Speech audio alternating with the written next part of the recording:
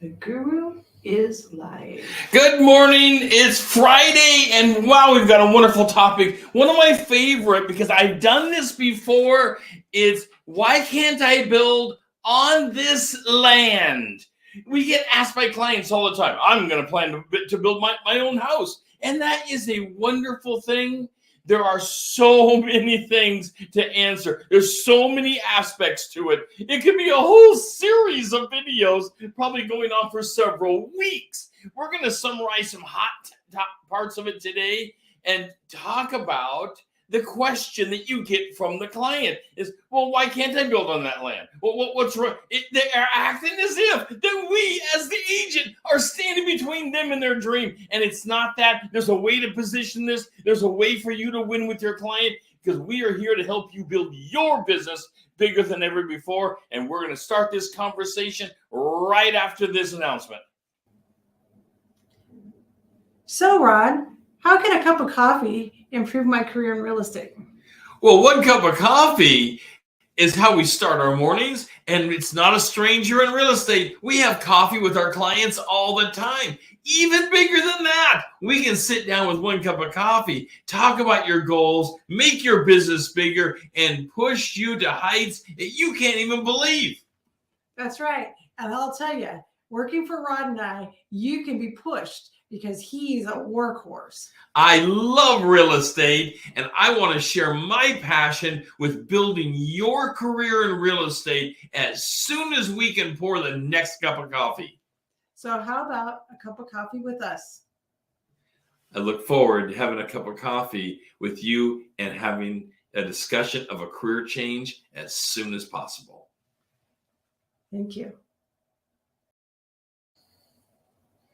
The Guru is live. Okay, so your client walks into you and they say those magic words, I want to build a home of my own and I have a piece of land already picked out, and you're thinking, oh boy, where's the land? You're already getting worried about it, but you don't want to show the signs, So you say, well, where's that land at? And they say, well, it's down here. It's around the corner. It's got a 0 address, And that's going to be fun for you. And you're thinking, okay, yeah, it's got a 0 address because it's raw land. It's never had a home on it. There is no address to the land. Property that has a 0 address has never been addressed. It has 0 because it's a piece of raw land. Okay, so you have to go, your first step is the laws and regulations piece, which, you have to start with the laws and regulations, also the zoning, including with the laws and the county overlays of zoning, and as well as any municipality overlays. I personally live in an area.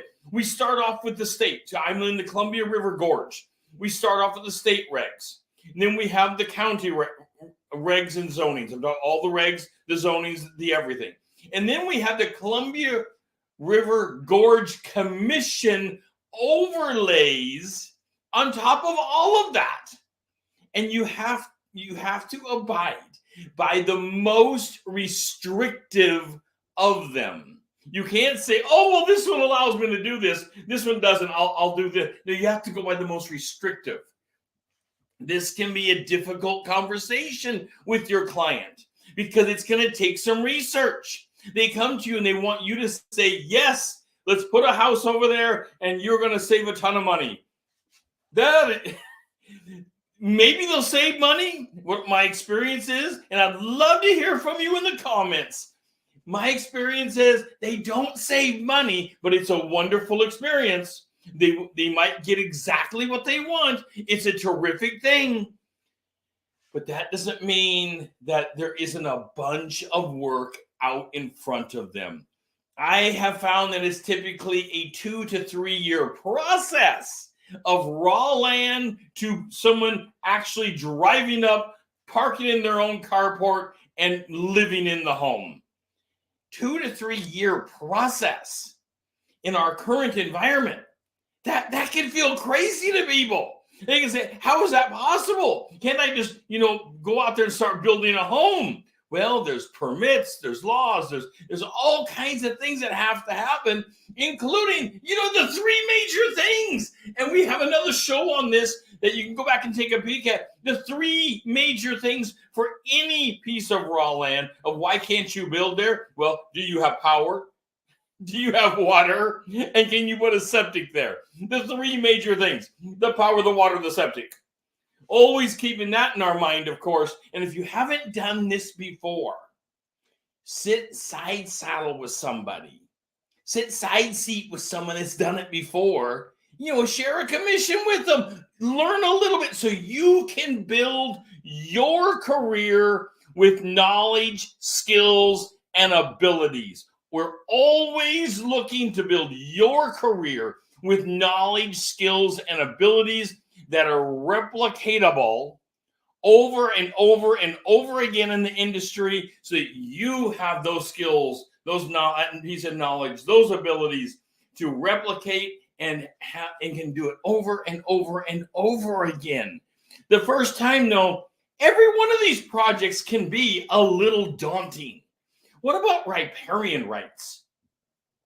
Wow, why does that even come up, right? You start looking around and thinking, why does that even come up? Well, it's water rights.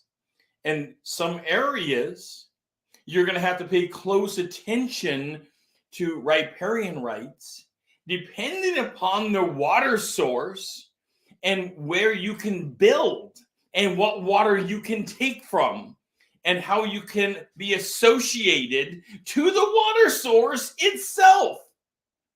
Riparian rights often is that right. You have to think about the people upstream from you have a right to the water first, but it's not exactly that way. It gets much more complicated, so we don't want to dig all into riparian rights today.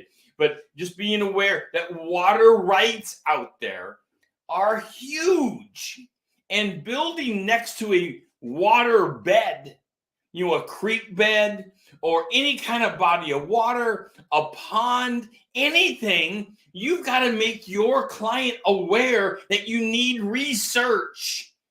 You need to go down to the permit office. You may need to call the insurance company. You need to get people looking at the land because you might be dealing with marshlands. Nobody wants to start a project and then you get into the late fall of the year, and all of a sudden the whole area becomes marshy because of the rain.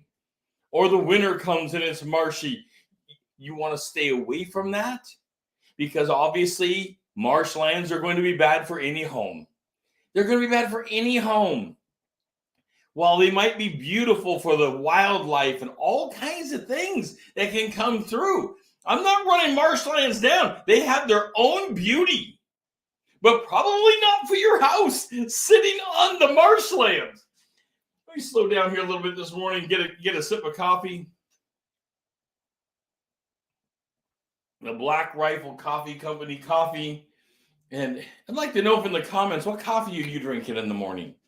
What gets you, and if it's not coffee, what gets you up and rolling in the morning? Okay. Hope you're having a great morning. By the way, take a second. Hit the like button. I would love it if you'd hit the like button. I mean, it just kind of makes my day. Also, make a comment. Comment about the show we're doing today, or about future shows that you would like to know, or what kind of tool set, what toolkit do you need to build your business? What are you looking for? Because ultimately, this is what we do. We coach agents to build their business larger than they could have ever imagined their business to be. We have a course. There's a link to it right down here in the banner. I step back like as if I have to get out of the way of my own banner. Right down here, there's a banner, and it's the Kickstarter course. Go take a look at the Kickstarter course. We have a money-back guarantee on all of our programs. Jump in, try some one-on-one coaching. See what one-on-one coaching can do to build your business dynamically. We're not talking huge groups.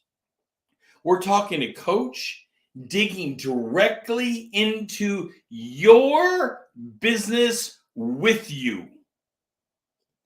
The people who build the largest businesses always have coaches. Become one of them. All right, let's get back to why can't I build on this land? Old growth forests, old growth trees. You go out hiking on the property, and it's a wonderful thing to do. I built a house back in the late 80s up on Mount Rainier, and we didn't have old growth, but it was real close to it. It was the second growth to it. Large trees. I mean, some of the trees, huge trees that, down at the butt, about that large, and tall like crazy. Well, these trees are also protected usually through a zoning and regs ordinance, and you have to file in order to take them down or suffer a penalty. And the penalty can be huge. The penalty, unfortunately, can be absolutely thousands and thousands of dollars if you don't file and do it appropriately up front. This is not one of those things you go take a tree down and ask for forgiveness later. It's not that way anymore. Maybe a long time ago, you just go and do something and hope for forgiveness later. Now you got to go through the process. You don't want to get in trouble, for goodness sakes, and you want to have solid advising for your client. You want to know, you want to make them aware of what's going on. And old growth trees, particularly old growth forests, which are even larger trees often, these older forests have a lot of value. And we just had one of these done. You have a study done to what's called you value the forest. So you're valuing the trees. And that is called a timber cruise. My helper here give me the word this morning. A timber cruise. You can have that done. What we found out was, while there was huge value to the cruise coming in and taking the timber, the evaluation also took into impact the aesthetic value of getting rid of them. And because people move into forested areas not to have it completely dozed out completely. Think about this with me for a second this morning. You don't move into something to have it completely barren. In fact, the study came out that the property would be worth less even after taking into effect that you would sell the trees, but the long-term aesthetic value would be gone, even though you can replant. But in our lifetime, you're never going to grow another tree like what they were taking out. Those trees were over 100 years old. They were some really nice timber, beautiful aesthetic, beautiful setting. You can't just go and pop it back in. So always be aware there is the timber cruise value and there is the aesthetic value. So today is not about aesthetic value and timber cruise values, but I want to make that aware when you're thinking about why can't I build on this? Well, what are you going to have to disrupt? What are the disruptions to that land that's going to happen? So let's talk about endangered species. This is part of the disruption. And I'm not talking about some little tiny moth or some worm or something. We're talking actual animals here. And I know the law will protect all kinds of things, including the worms and all of that. That's all fine. But, there's also the beavers, a beautiful animal, the beaver. My wife and I, we love things like the beaver and the boomer and all these little forest animals to the northwest. Beautiful animals. And many of them, including the beaver, are endangered. And now they are protected. And you can't just start building somewhere that's going to disrupt their life. That species we are trying to protect them to survive. So, of course, the regs step in once again, helping protect these animals, and you want to be aware of that with your client. So there's lots of regs to pull on this. Lots of information that you need to be aware of, including contaminated areas. Let me take another sip of coffee this morning. Nobody wants to build a house in a contaminated area. No, nobody. I mean, and often when you say contaminated, people think of Hanford. You know, the old nuclear power over in eastern Washington on the Columbia River, and it contaminated lots of areas, and they're storing the waste still around those areas, and they've got it contained now, but there's lots of contamination due to that. But it's not just that. There's other contaminations that can happen in areas, and you need to find out by going and doing your research. Have some of these areas been contaminated by other things? For example, forestry just by itself, which I am pro good, solid forestry plans, but also poor forestry can cause contaminations of rivers, lakes, all because the silt and the mud and the problems that come in and can clog these areas up for years on end. And you want to know if your area is subject to any of these types of contaminations. Very, very difficult to look into, but something you certainly want to know about. Okay, what about unstable ground? Just recently, we were selling a piece of property with unstable. Well, it was thought that it had unstable ground. It ended up not having unstable ground. So what can cause unstable ground? Well, lots of things can cause unstable ground. So if you are buying, your client is looking at a piece of property on a river's edge, and it kind of overlooks, and maybe it goes down an edge by 20 feet or something. Well, is the river undercutting? Are they on the side of the river possibly that's being undercut by the flow of the current? Well, that can certainly cause, that undercutting can cause an unstable environment long term, where you end up losing a few inches of land every year. And let me tell you something, year after year after year, pretty soon you have erosion and you have lost significant land, and now more and more of your land is unstable. That's another thing. When people start talking about wanting to build, they're often thinking about getting out, further on out. That urban sprawl feel of wanting some space. And they want to get near water, creeks, ponds. And that's wonderful. I personally love water and love being near water. But it's also one of those things you have to think strongly about. Is it unstable? Now, if your property has been backfilled, so maybe it was part of a waste dump at one time and it was backfilled, which is okay. But those properties have to be looked at, they have to be surveyed, and they have to be found out as to whether they are actually stable. Or are they going to have a landslide with them? Landslides are for real. They are happening currently every year in the Northwest. In fact, in the United States or across the world, every year we hear of landslides. It was only a few years ago up by Everett, Washington, Darrington, where my parents were living when I was born, even though I was born in Everett, Washington, at the hospital. So telling too much here. So that area up there a few years ago had a large landslide, and several people unfortunately passed away. So is the area subject to landslides? And these kind of studies are harder, deeper to look at. But if you're looking to be near bodies of water particularly, but not always, if you're on cliffs, steep areas, then you need to take a look at landslides. And is that going to be a problem for your client? Lots to look at when it comes to should they build.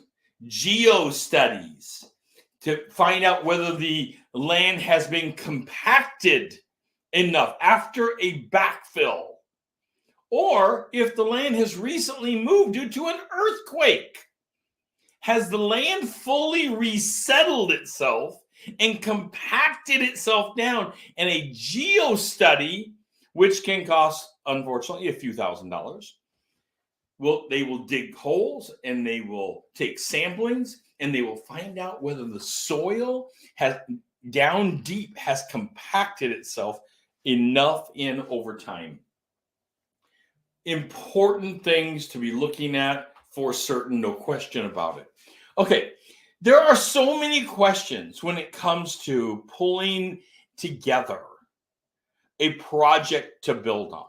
Let me go back and visit the 3 big ones, because the question comes into you, and it's an exciting, your client is always crazy excited because they're thinking, we're going to build our own home.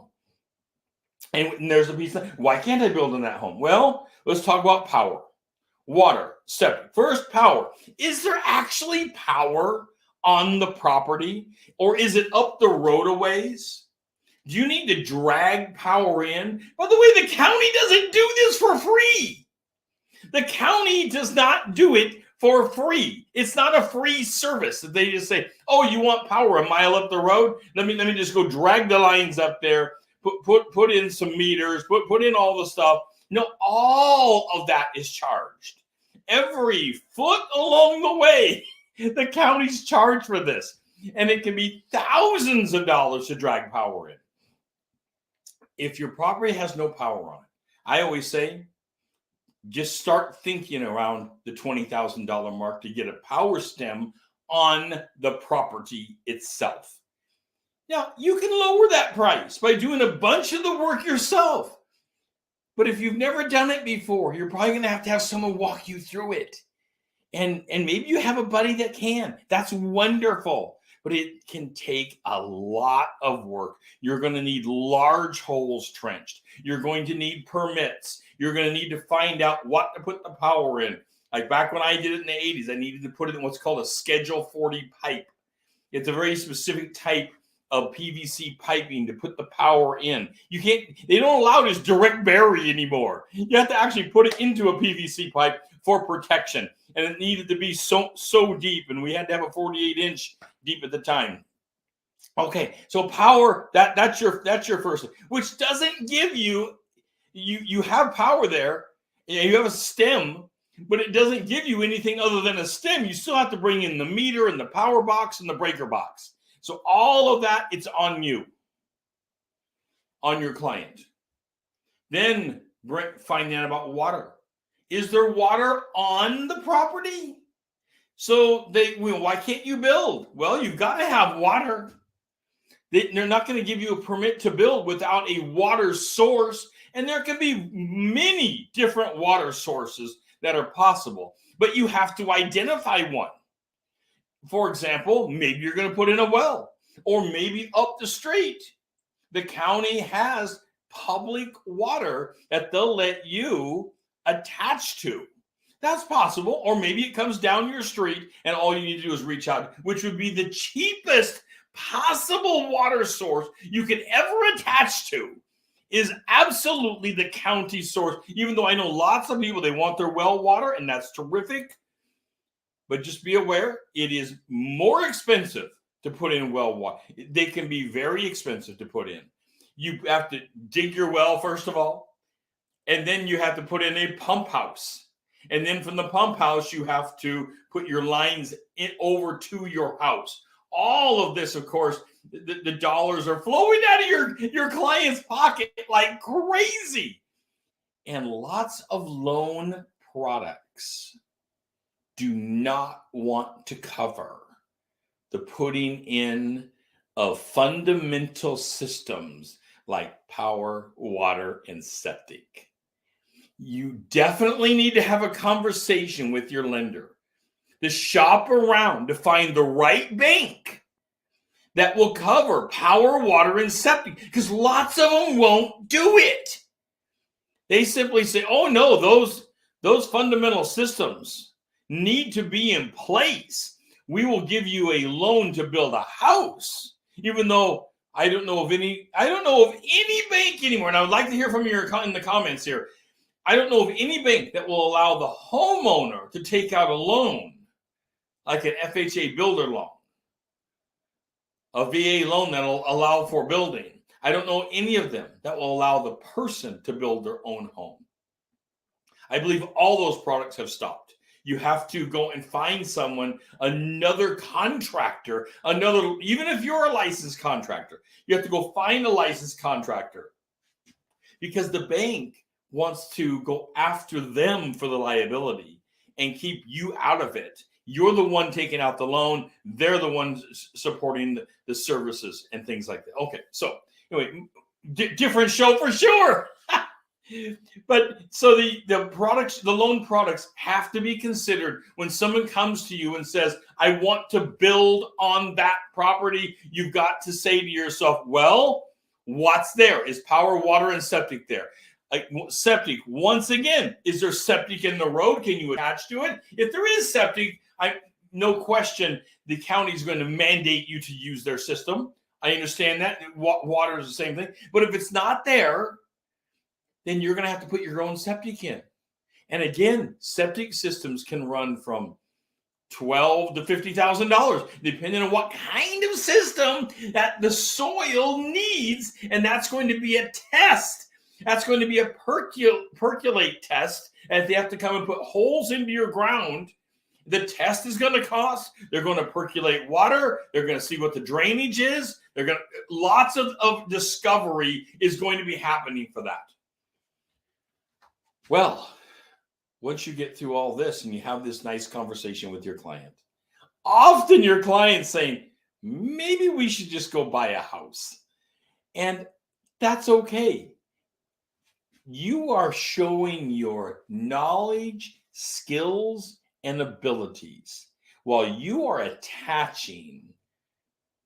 absolutely attaching through the motives and relationship to your client. And that's exactly what I want you to be doing, is attaching through a relationship of shared motives, shared knowledge, skills, abilities, and now you have a relationship and you can help put them into the home of their dreams. We are here to help you build your business, your real estate business, your career, bigger than you could have ever imagined. We do it through one-on-one coaching and getting to know you and helping you build your business directly. We have a course called Kickstarter that pulls you through many of these processes, and then we come in with one-on-one coaching and we help this process and build your business. This is Real Estate Daily. I'm Rod Barker, your real estate guru, and I'll be talking to you shortly.